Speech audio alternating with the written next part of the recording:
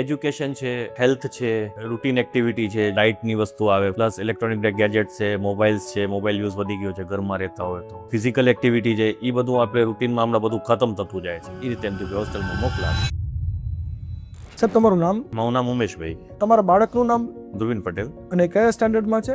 9th સ્ટાન્ડર્ડમાં છે. હમણાં current admission 9th સ્ટાન્ડર્ડમાં લીધું છે. લાસ્ટ 2 years પહેલા આપણે વિચાર આવ્યો કે હવે 8th સ્ટાન્ડર્ડમાં આવે છે.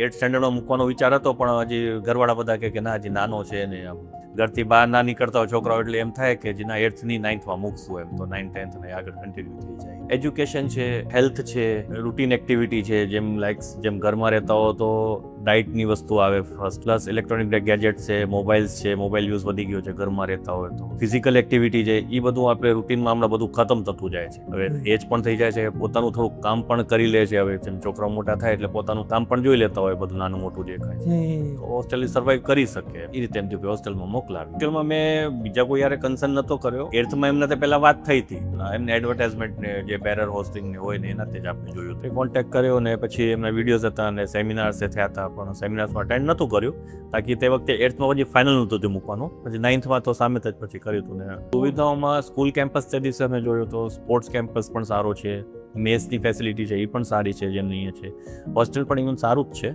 રહેવા કરવાનું બધું ફેસિલિટીઝ વાઇઝ બધું સારું જ છે, કોઈ હજુ એવું નથી. બરાબર. કે આમાં સુધારો કરવાની જરૂરત લાગે એવું નથી. ભાટિયા સરનો જે એમનું કેર છે કે એ પણ સારી છે છોકરા પાછળ. બરાબર.